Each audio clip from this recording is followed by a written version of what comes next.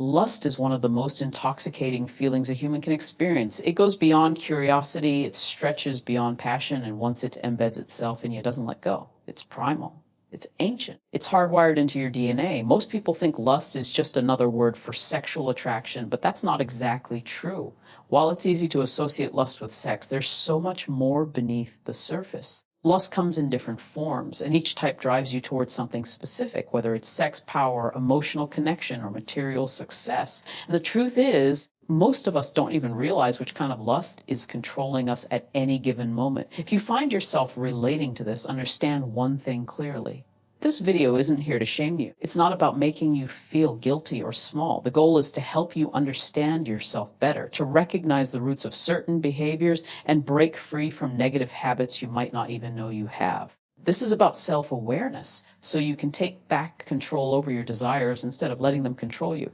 Let's start by looking at sexual lust, the type most people are familiar with. Lusting for something isn't just about wanting it, it's about craving it, prioritizing it, and chasing it with intensity.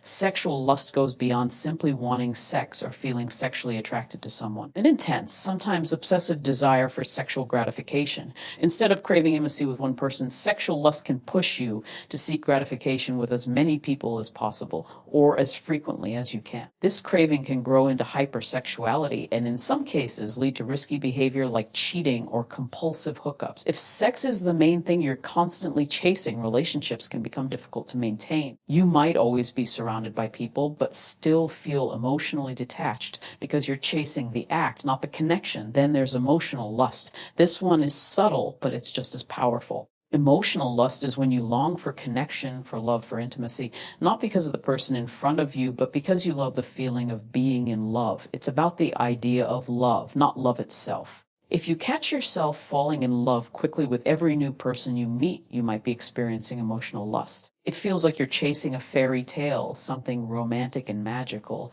but it's not grounded in reality. You project the feelings of love onto whoever is available, even if you don't really know them yet. You're more addicted to the emotional high than the actual relationship. Next is power lust. Nobody likes to feel small or insignificant. We all want to feel like we have a purpose, like we matter in the room we walk into. But for some people, that desire turns into something more, something darker. Power lust makes you see people as resources instead of individuals. You don't build friendships for connection, you build contacts and networks to get ahead. You might find it difficult to let go of toxic relationships because you think those people might be useful later. You constantly need to take charge. You want your ideas to be heard, and you do whatever it takes to make sure people follow your lead. Now, ambition and leadership aren't bad. Order and control can be helpful, especially in group settings. But if you're ignoring the needs of others and stepping on people just to get what you want, that's not leadership. That's unchecked power lust.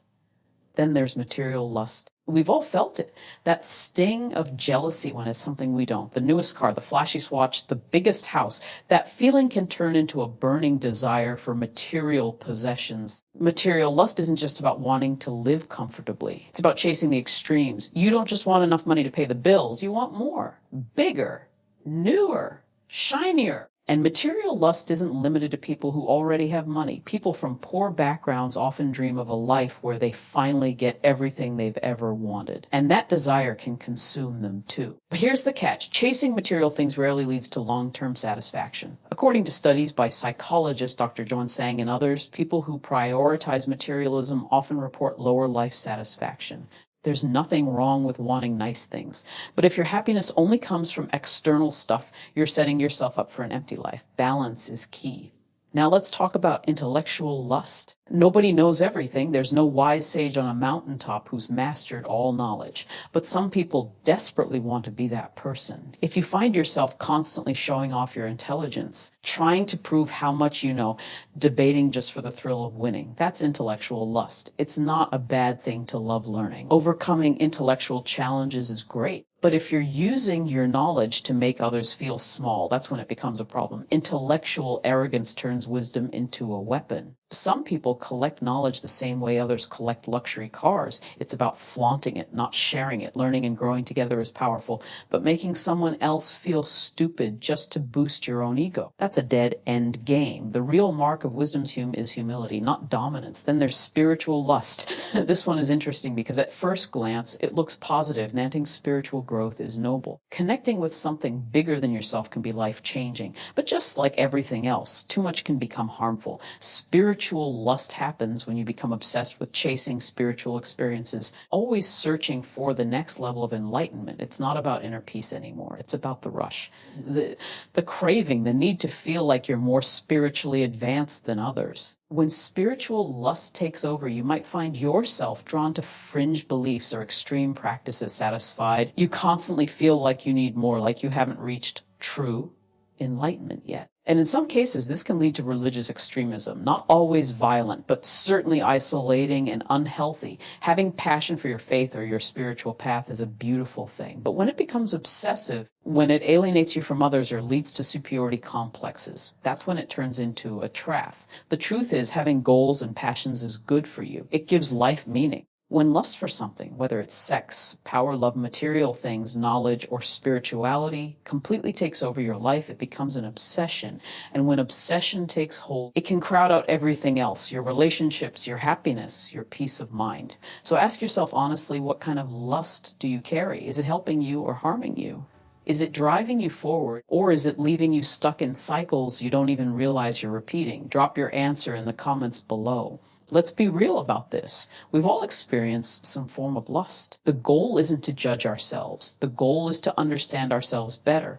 If this video gave you a new perspective or made you think about your own desires in a deeper way, hit the like button. And if you want more content like this, videos that break down the human mind, dating, love, and power, make sure you subscribe to Magnetic Mindset. This is where we have the conversations that most people are too afraid to have. Stay aware, stay sharp, and remember, your desires are part of you, but they don't have to control you. I'll see you in the next one.